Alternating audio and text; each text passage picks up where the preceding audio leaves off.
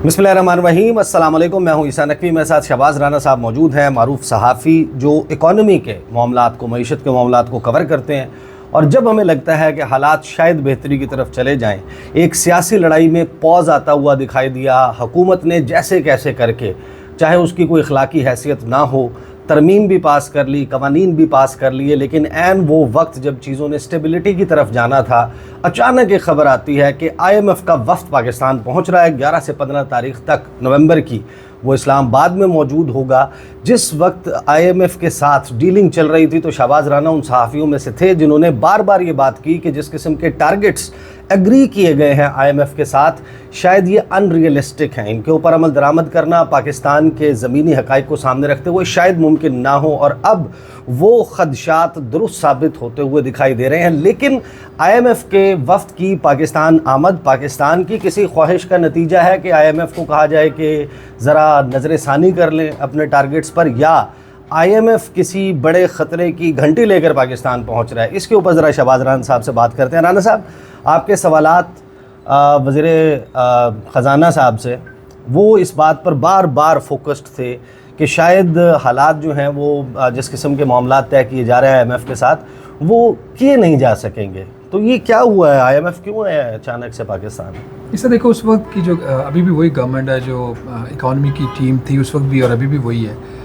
उनके ऊपर एक दबाव था। दबाव उनके ऊपर ये था कि सागदार साहब को लाइन कर दिया गया था इकॉनमी से, फाइनेंस मिनिस्ट्री से, और उनके ऊपर दबाव ये था कि उन्होंने अपनी कारकर्दगी दिखानी है, और उनके ऊपर दबाव ये था कि उन्होंने वक्त पे जो IMF का प्रोग्राम है वो साइन करना है। ग़ालिबन उनके अंदर उतनी कैपेसिटी नहीं थी टू नेगोशिएट वेल, जितना उनके ऊपर उस वक्त प्रेशर आ गया। तो उसका नतीजा ये निकला कि जल्दबाजी में जो मायदा किया गया वो एक अनरियलिस्टिक एग्रीमेंट साइन हुआ।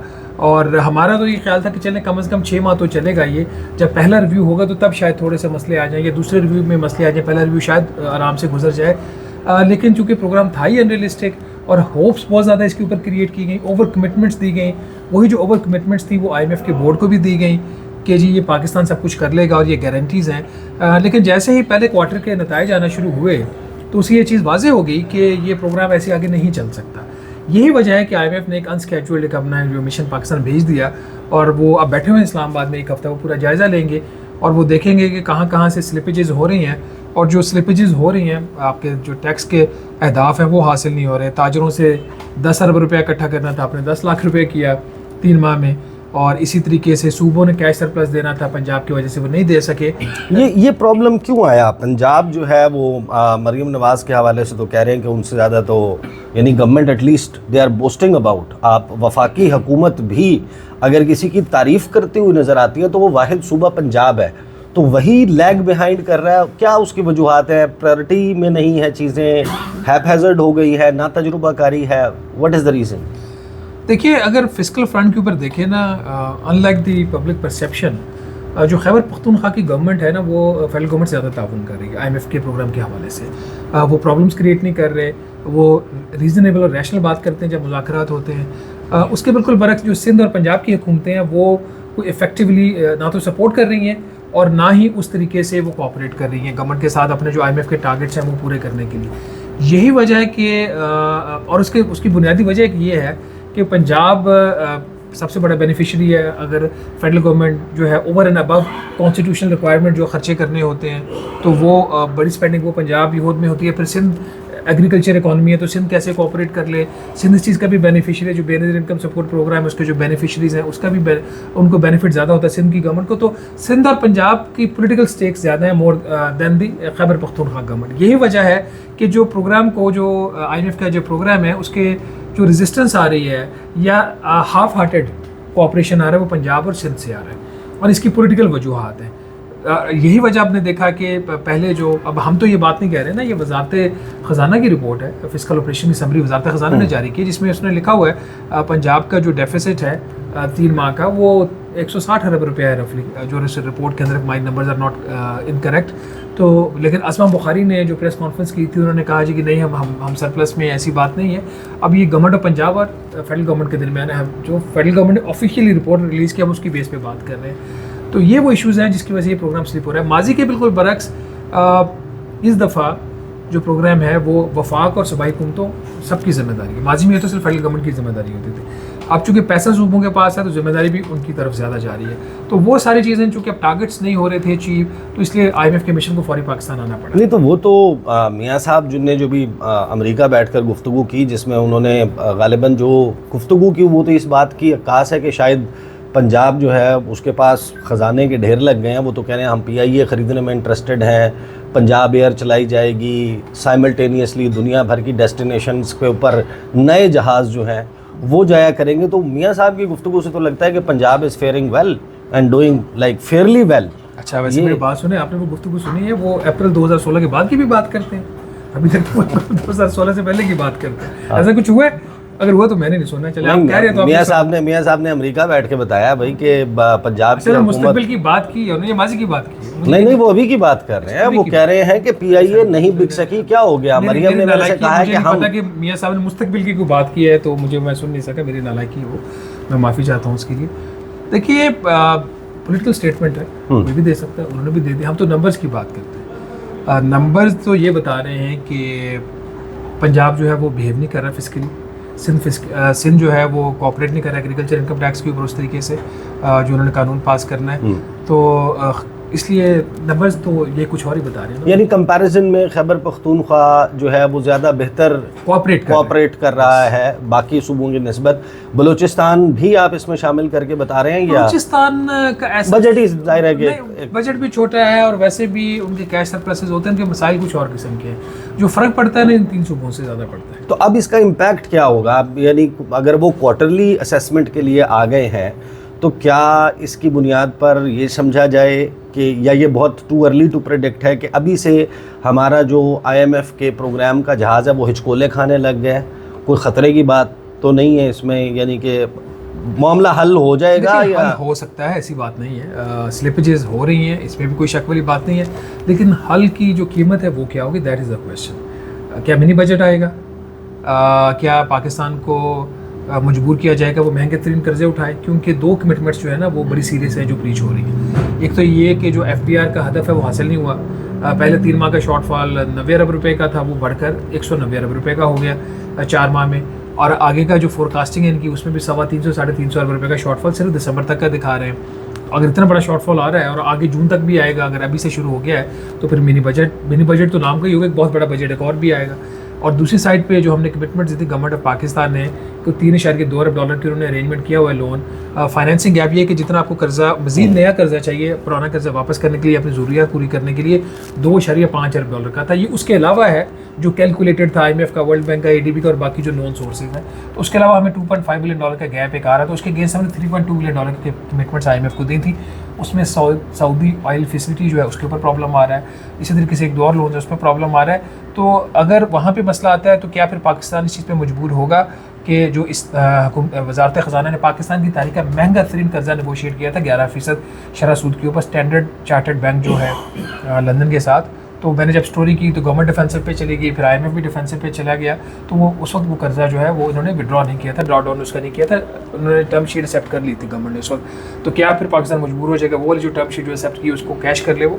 तो अभी ये सूरत हाल वाज़ेह होगी मतलब इस हफ्ते के आखिर में। तो जो फाइनेंसिंग गैप की जब हम बात करते हैं कि एक्सटर्नल फाइनेंसिंग के जो गैप्स हैं, चाइना से आपको रीप्रोफाइलिंग, रीस्ट्रक्चरिंग या रोल ओवर्स चाहिए, सिमिलरली सऊदी अरब से डेफर्ड पेमेंट की फैसिलिटी पे ऑयल उसकी एक्सटेंशन चाहिए आपको उनके पैसों के, तो ये गारंटीज़ जो हैं मौजूदा माहौल में, एक तो ये कि क्या ये ईज़िली सिक्योर हो जाएंगी, दूसरा अगर ये नहीं हो पाती और IMF के प्रोग्राम में भी इसी किस्म की एक कैफियत बरकरार रहती है, तो उस सूरत में जो आपके टारगेट्स हैं कि आपने इन्वेस्टमेंट लानी है, क्या वो अचीव हो पाएगा? देखिए इन्वेस्टमेंट वाला तो कोई मेजर नहीं है, कोई उसमें ऐसा हमारे टारगेट्स में भी वो इतना नहीं, हमने उसको फोरकास्टिंग ही नहीं की हुई, क्योंकि हमें भी पता है कि गवर्नमेंट ऑफ पाकिस्तान को पता है क्योंकि मेजर पाकिस्तान में इन्वेस्टमेंट अभी नहीं आ रही। कमिटमेंट्स हैं, वो कमिटमेंट्स कब मटीरियलाइज होंगे उसमें वक्त लगता है और अभी तक कोई चीज़ मटीरियलाइज नहीं हुई। बाकी दो जो चीज़ें कर्ज़ों वाली और FBR वाली अगर नहीं हुई तो प्रॉब्लमेटिक चीज़ है ना। अभी तक तो गवर्नमेंट की पोजीशन ये है कि मिनी बजट नहीं लाएंगे, लेकिन होगा वो जो IMF चाहेगा, वो नहीं होगा जो शहबाज शरीफ साहब की या वज़ीर ख़जाना की ख्वाहिश होगी। जब आपने कमिटमेंट कर दी हो तो आप कैसे उससे पीछे हट सकते हैं? एक सूरत ये हो सकती है कि अगर शरह सूद में कमी की वजह से जो बजट में कुछ सेविंग्स आएंगी ना, अपने बजट में पैसे ज़्यादा रखे थे कर्जों के ऊपर सूद देने के लिए, तो इंटरेस्ट रेट्स आपके पहले आपकी जो एक एक्सपेक्टेशन है गवर्नमेंट ऑफ पाकिस्तान की, स्टेट बैंक ऑफ पाकिस्तान की, उसकी एक्सपेक्टेशन से ज़्यादा तेज़ी से इंटरेस्ट रेट नीचे आ रहे हैं क्योंकि महंगाई की बढ़ने की रफ्तार कम हो गई। तो वहाँ से अगर वो सेविंग आ गई तो क्या IMF उसकी इजाज़त देगा कि उसको ऑफसेट कर दे वो जो आपका उसमें जो टैक्स कलेक्शन में जो शॉर्टफॉल है? इसके चांसेस काफ़ी कम है। उसकी वजह ये है कि जो प्राइमरी बजट सरप्लस का जो हदफ होता है उसमें कर्जों के ऊपर जो सूद की अदायगी वो शामिल ही नहीं होता। तो प्राइमरी सरप्लस अचीव करने के लिए FDR को जो अपने अहदाफ है वो हासिल करने पड़ेंगे। क्या IMF इस स्टेज के ऊपर within 1.5 month of the approval of the programme उसको रीओपन करेगा? That's a big question. तो ये फाइनली मुझे ज़रा ये समझा दें कि अभी सो फार जो आपने बताया है कि खैबर पख्तूनख्वा जो है वो सरप्लस में चला गया, उसने बेहतरीन तरीके से कोऑपरेट किया। 160 अरब की आपने बताया कि तकरीबन शॉर्टफॉल है पंजाब की कलेक्शंस में। इसी तरह कैश सरप्लस जो देना था, हाँ, और जो सिंध है उसका भी इसी किस्म के सिंध का भी सरप्लस है। सरप्लस है। अच्छा, ठीक। पंजाब का डेफिसिट है, खैबर पख्तूनख्वा का भी सरप्लस है, और बलूचिस्तान का भी सरप्लस। बलूचिस्तान का भी प्रॉब्लमेटिक चाइल्ड इस वक्त जो है पंजाब। तो वो जो गैप है, फॉर एग्जांपल आपने 160 अरब कहा, तो इसका मतलब है कि 160 अरब रुपए के इजाफी टैक्सेस मिनी बजट लाकर लगाए जा सकते हैं, या इसको फोरकास्ट करते हुए, हाँ, इसको फोरकास्ट 4 से मल्टीप्लाई करके फिर अगले 1 साल के लिए? वो तो 3 से ना, 3 से, क्योंकि 4 माह का आ गया ना नंबर आपका, तो अभी देखना पड़ेगा ना। और जरूरी नहीं है कि इतना ही, मतलब 200 इंटू यानी तकरीबन 480 अरब रुपए समझें कि इजाफी टैक्सेस। इससे ज़्यादा आएगा, इससे ज़्यादा शॉर्टफॉल आएगा।